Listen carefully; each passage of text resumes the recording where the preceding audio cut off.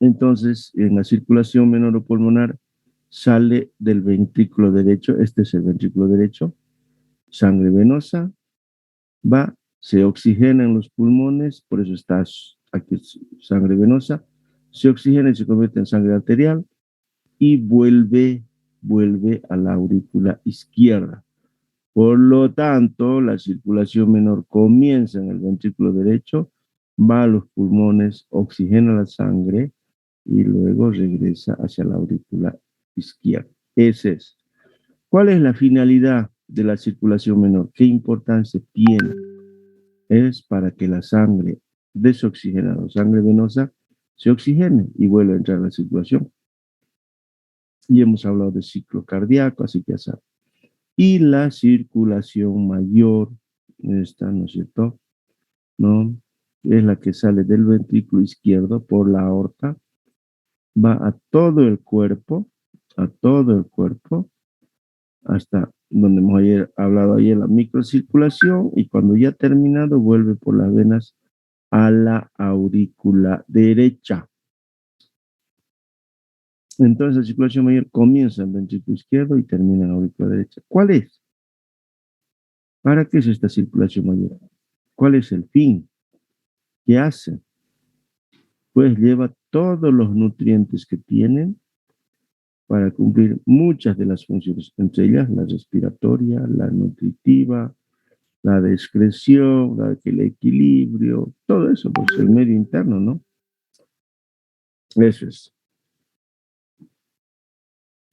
Bueno, ahora tenemos que hablar de presión arterial. Es un tema que es muy importante. Este es un tema importante, fundamental. Y ningún trabajador en salud puede dejar de saberlo. Ustedes aquí ven un corazón, ¿no es cierto?, que está acá, ven la circulación, ven las aurículas, los ventrículos, ¿no es cierto? Aquí está el sistema circulatorio, nódulo sinoauricular, nódulo auriculoventricular, el haz de His, ¿no? Las ramas derecha e izquierda, las fibras de Purkinje y el músculo ventricular. Y aquí ven ustedes, ¿no es cierto?, que es la potencia de acción. Y aquí está un electrocardiograma. O sea, mire cómo se puede registrar todos. Y además esto. Primero debemos decir que la presión arterial es un signo vital. O sea, que está presente en todas las personas, hablando ahora del ser humano, que están vivas. Porque cuando está sin vida, este signo vital ya deja de existir, ya no existe, no se percibe. ¿Por qué? Porque el corazón se paró, ya no funciona, ¿no?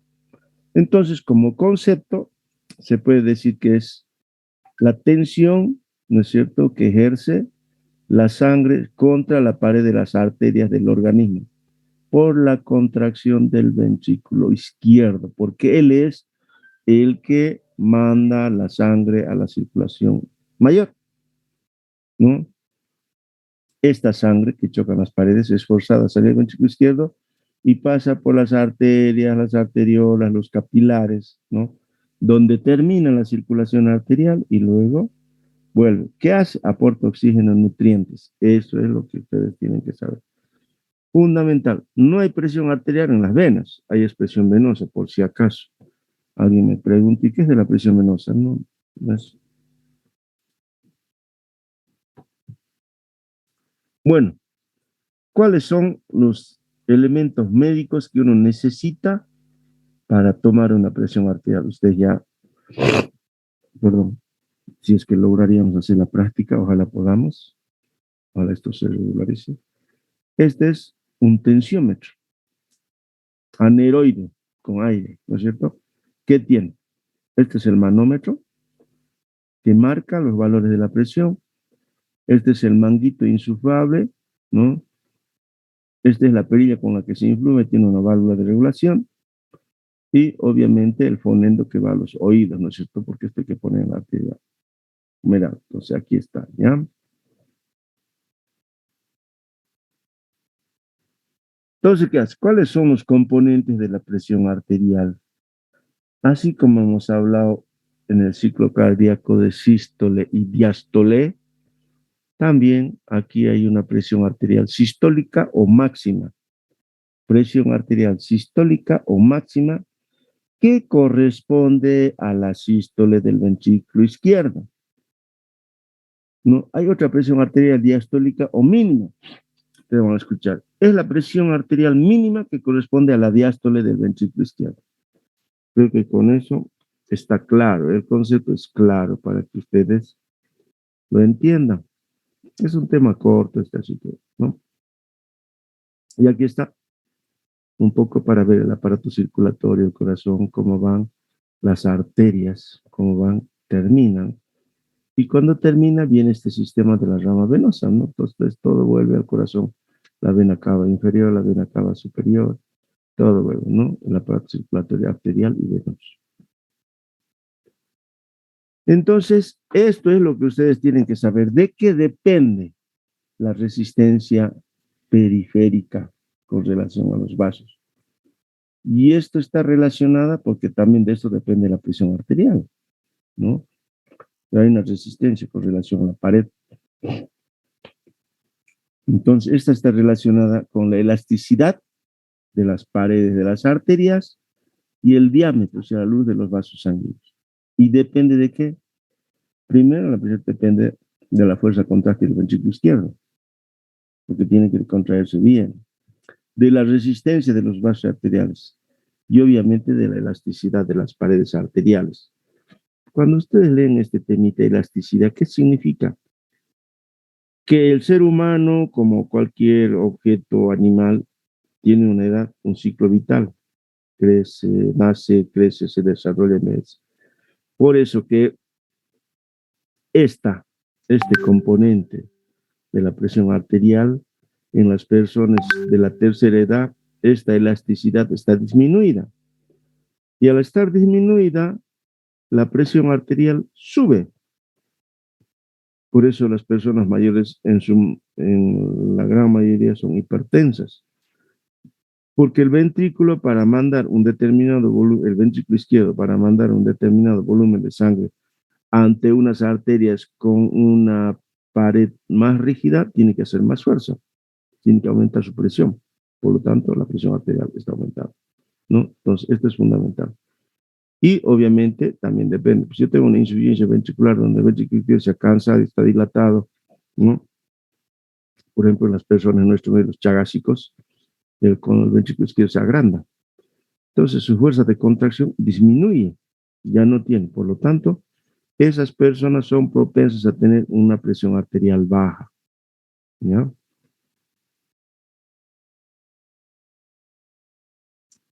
¿Cuáles son los factores determinantes de la presión arterial? Esto tienen que saberlo, por favor. Entonces hay un factor de eyección o el volumen sistólico. Sistólico, el volumen que sale del ventrículo izquierdo en el momento que se contrae, ¿no? En el momento hay una cantidad determinada. Si el volumen de eyección aumenta, la presión arterial se verá afectada con un aumento en sus valores, ¿no? Y si el volumen disminuye, obviamente, ¿no es cierto? Por eso que en las personas que han tenido una gran hemorragia, han perdido gran cantidad de sangre, este volumen se ve disminuido. Y una persona que tiene hemorragia por encima de la cantidad tolerable, como ser 500 ml, que ha perdido un litro y medio, automáticamente la presión arterial disminuye. ¿Por qué? Porque este volumen es menor de lo que normalmente bombea el corazón. Si en vez de ser 5 litros son 3, obviamente casi las 2/3 partes, automáticamente disminuye. También de quién depende, de la distensibilidad, lo que he dicho hace rato, de las arterias, ¿no? Cuando recibe la inyección las arterias, hay una disminución de la distensibilidad, se distienden, ¿no? Y esto se ve en un aumento de la presión arterial, da un aumento, ¿no? También depende de la resistencia vascular, es la fuerza que se opone al flujo sanguíneo, porque obviamente, ¿no? Son tubos cerrados, no es pues que el ventrículo se contrae y la sangre fluye con una, no, hay una resistencia, entonces, de eso, ¿no es cierto? Entonces, hay una fuerza que se opone al flujo sanguíneo al disminuir el diámetro de las arteriolas y esto está controlado por el sistema nervioso autónomo. Cuando aumenta la resistencia vascular, no habrá un aumento de la presión arterial, ¿no? Y depende de la volemia, lo que yo les he dicho hace rato, que es la cantidad de sangre de todo el aparato circulatorio. Cuando hay una hipervolemia, un aumento, obviamente la presión puede ser que aumente. Y cuando hay una disminución, hipovolemia, la presión baja. Y por último, el gasto cardíaco. ¿Qué significa? ¿No? Está determinado por la cantidad de sangre que bombea al corazón en un minuto relacionado con la frecuencia cardíaca. ¿No es cierto? Entonces, en un minuto, ¿cuántos latidos tiene el corazón en un minuto? Hemos dicho entre 60 y 80. Si eliminaría 100 ml, multipliquen eso y le van a tener la cantidad, ¿no? Es fácil. Entonces, ¿qué sucede cuando hay una influencia ¿no? por la distensibilidad? La distensibilidad de las distintas arterias es un factor predictivo de mortalidad cardiovascular, ¿no? ¿Qué significa? Que cuando está disminuido, ¿no? Está baja, obviamente aumenta la presión arterial, se producen una serie de cambios, ¿no? El corazón tiene que forzarse más, entonces tenemos muchos problemas, ¿no? Y cuando hay la presión alta, hay fármacos que uno puede utilizar. Estoy mencionando, ustedes no van a recetar, pero alguna vez uno dice, a ver, ¿qué puedo tomar para la presión alta? Obviamente, toda alteración de la presión arterial debe ser manejado con quien corresponde. Los profesionales que se encargan de manejar mejor la presión arterial dentro del gremio médico son los cardiólogos, ¿no? Entonces, estos fármacos modifican la distensibilidad arterial por dos mecanismos, ¿no es cierto? Un mecanismo directo, que es la regulación del músculo liso, ¿no? De la capa media de la pared arterial, y otro indirecto es que disminuye la velocidad de la onda de la distensibilidad. Entonces, eso es muy importante. ¿Qué pasa con el débito cardíaco y el volumen arterial? ¿Qué es el débito cardíaco o volumen arterial? Es el producto de la frecuencia cardíaca por el volumen sistólico de eyección en litros por minuto, ¿no es cierto? Ese es el débito cardíaco del volumen arterial. En condiciones normales, en condiciones que disminuye el débito cardíaco, por ejemplo, se debe a un mal llenado ventricular. Cuando se va a llenar menos de lo normal, cuando hay una poca cantidad de sangre, o cuando hay un balmaceamiento de los ventrículos en alteración por la contractibilidad, cuando hay una fibra muscular del ventrículo que se ha dilatado, cuando hay una alteración en las válvulas tricúspide y aórtica, ¿no? Y en el aumento de la resistencia vascular sistólica, ¿no? Por una hipertensión, que hay una vasoconstricción, una insuficiencia mitral, ¿no? Entonces puede haber modificaciones en este volumen cardíaco.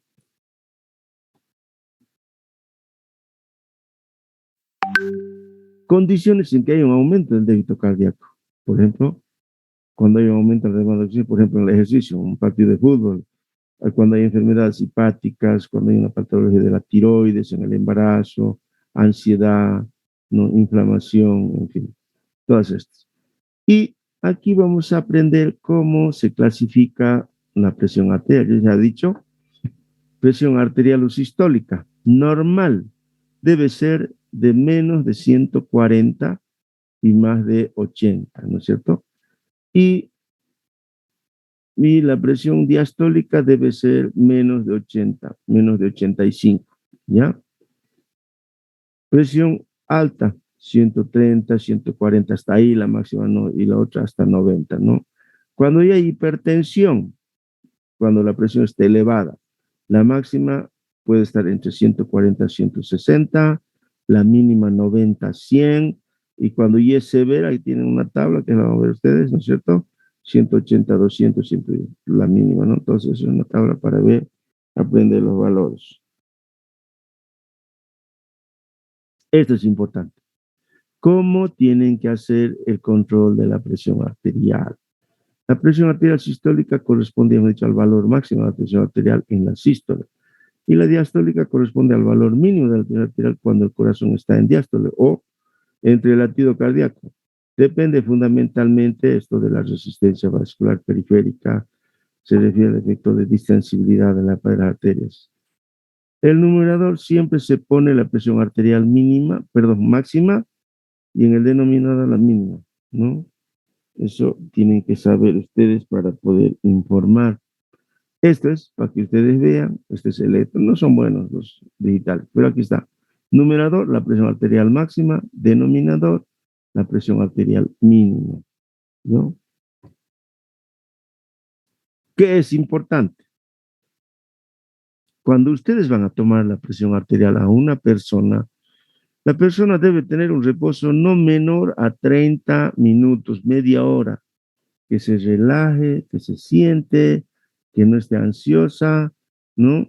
Porque si le toman cuando ha subido unas gradas, cuando recién ha llegado, siéntese su base, puede haber modificaciones. Entonces, así, y mejor que esté la paciente sentada con el brazo a la altura del corazón, y es mejor en el brazo derecho. Entonces, aquí se pone el manguito, aquí se pone el fonendo, aquí está insuflando con la perilla, y va insuflando y él va viendo el manómetro, ¿no es cierto? Vamos a ver. Bueno, la estructura de los vasos no hace falta que... Ya. ¿Cuántos métodos hay para determinar la presión arterial? Hay método auscultatorio. Esto que hemos terminado de ver es el método auscultatorio. ¿Qué hace?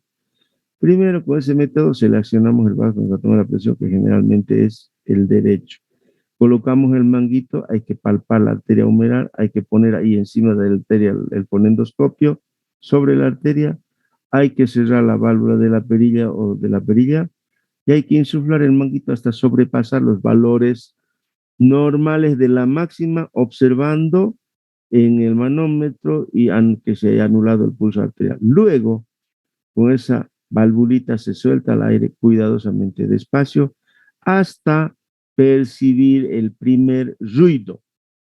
A través del estetoscopio, este valor, cuando ustedes sientan ese ruido, el primer ruido, van a enviar el manómetro, ahí va a decir 120, 140, 130, depende, corresponde a la presión arterial máxima. Y seguimos soltando el aire hasta que desaparezca el ruido, y cuando desaparece corresponde a la presión arterial mínima. Esa es la forma de cómo deben tomar la presión.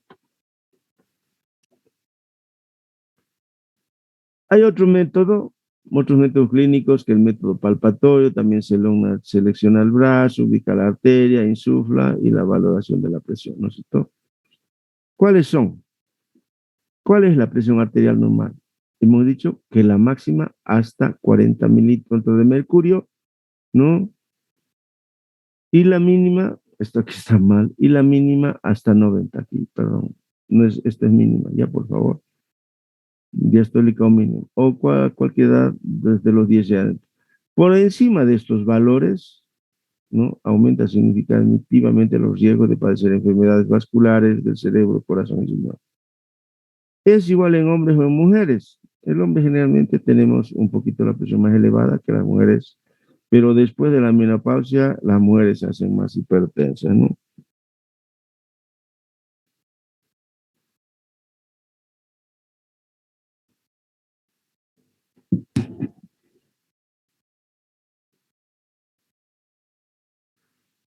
Bueno, jóvenes, creo que esto es claro.